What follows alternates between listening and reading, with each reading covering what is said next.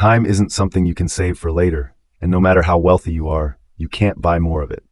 It's the heartbeat of life, a continuous current where every minute you're trading it for something, an experience, a feeling, a memory, or sometimes just emptiness. But have you ever asked yourself, what am I exchanging my time for? And is what I'm getting truly worth my life? Think about those moments when you said, I'm so busy, to your friends, coworkers, or even to yourself. Or the times you told yourself, I'll do it when I have time. And yet somehow that time never really shows up. We often live under the illusion that we have an unlimited account called life, spending hours without considering the consequences. We scroll social media for hours, sit through endless unproductive meetings, work ourselves to exhaustion, and blame it all on our busy schedules. But the issue isn't the schedule, it's how we live each moment. The real question isn't, how can I get more time? But if time is life, what am I living for? On this journey of using time, there are two major traps that leave us feeling drained and unfulfilled. The first is passive wasting. Those moments when we're not really doing anything meaningful, not resting properly, and not being creative either. It's when you spend hours watching TikToks or Instagram reels and afterward can't even remember what you saw. You tell yourself you're tired and need a break, but instead of recharging with a good nap or a walk outside, you spend that time online, gaming, or doing things that only make you more tired. You're not really slowing down or enjoying peace of mind. You're just postponing real life, letting time slip by in activities that offer no real value. The result of this trap is a feeling of emptiness, self-blame, and the same haunting question, what did I do with my time? The second trap is blind productivity, which is the complete opposite. These are people who optimize every second, scheduling even their sleep and rest. They work at full speed, set goals constantly, and feel proud checking off long to-do lists. But the more they optimize, the more they feel something is missing. Every achievement is quickly followed by 3 more goals. Even when their task list is fully checked off, they still feel empty, missing something fundamental, the feeling of being alive. Productivity isn't the problem. The problem is when it becomes the only goal, replacing happiness and meaning. People who fall into blind productivity face a paradox. They do a lot, but they don't truly live. They may be successful by society's standards, but deep down, their lives feel incomplete. Since the industrial age, we've been taught that time is money. That saying might hold true in business, where every minute can turn into profit. But when applied to our personal lives, it becomes dangerous. Money can be lost and earned back. But time? Once it's gone, it's gone. Every hour is a piece of your life. You can't store it, you can't trade it, you can only live it or lose it. As Catherine Bliss wrote in Enjoy Time, time is not money, time is life. Use it mindfully, not just efficiently. That's the core mindset of happy people. They don't see time as a resource to exploit. They see it as a space to live, to feel, and to create meaning. Happy people aren't the ones who get more done. They're the ones who focus on what truly matters. Instead of getting caught in the loop of, how can I get more done? They ask themselves, what's the one thing I must do today? Or if today were my last day, who would I spend it with? They understand that the value of life isn't measured by how many tasks they complete, but by how fully and meaningfully they show up for the things they choose to do. For instance, a happy person might spend 2 hours playing with their kids, not because it's their duty as a parent, but because they genuinely want to be present in that moment, to enjoy the joy and connection.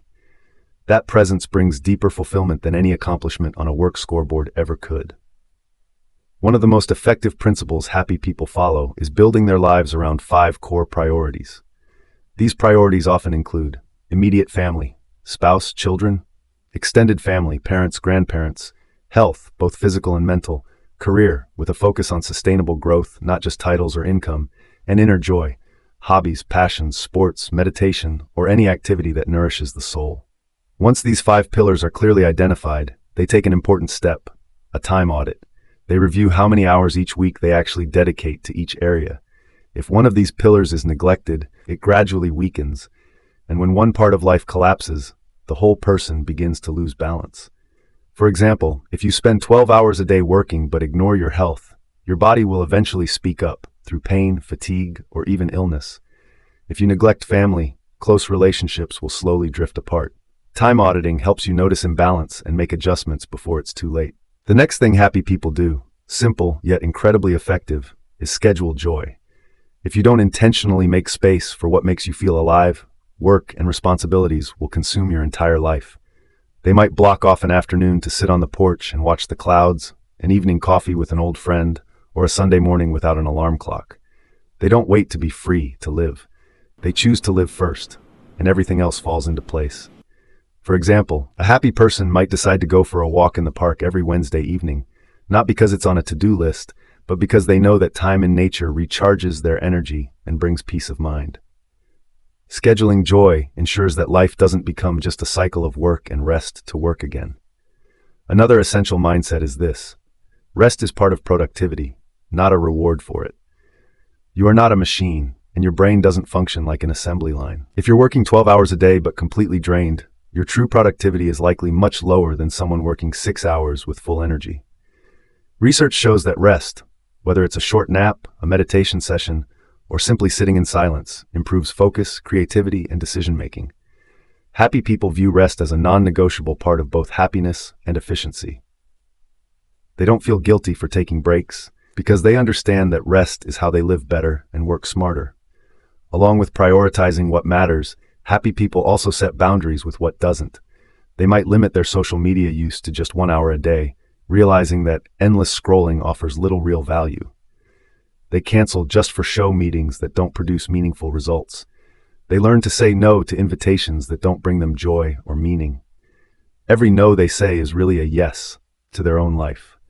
For example, turning down a pointless party to stay home with a book or spend time with family is how they protect their time, which is how they protect their life. Another common habit among happy people is asking themselves one question every night before bed. Did I live in alignment with what I truly value today? Did I spend time on what really matters? If the answer is yes, they smile and sleep well. If the answer is no, they don't beat themselves up. They simply adjust and aim to do better tomorrow. That question helps them stay awake to life, making sure each day is one worth living. To truly understand the value of time, consider a real-life example. Say you have two options. 1. Work 2 extra hours a day to increase your income by 20%. Or 2. Spend those 2 hours having dinner with your family, exercising, and reading a book. The first option might allow you to buy more expensive things, but will those things bring lasting happiness? The second option helps you stay healthier, happier, and create meaningful memories with loved ones. In the long run, which one makes you feel truly wealthy? The answer isn't in your bank balance. It's in the quality of the life you're building. Time isn't a problem to solve. It's a canvas on which you paint the story of your life. You can't manage time like a rigid spreadsheet full of boxes and numbers. But you can absolutely live more mindfully, more meaningfully, and more fully when you know what's truly worth each passing minute. Remember, you don't have to wait until retirement to really live. You don't need everything to be perfect to feel happy. And you don't need to find time to do what you love. You already have time. The question is, are you really living in it? Time isn't something to save. It's something to live, fully, in every moment. If today is the day you decide to live differently, start with something small. Take 10 minutes after reading this, do absolutely nothing, and just be fully present with yourself. Sit still, breathe, feel what it means to be alive. Because no one else can live your life for you, and not a single moment will ever come back again. To honor your time is to honor your life. I hope you found this video helpful. If you enjoyed today's video, be sure to hit the like button. It might seem like a small thing, but because of how the YouTube algorithm works, videos with more likes tend to get shown to more people. So your like really helps this video reach others who might need it too.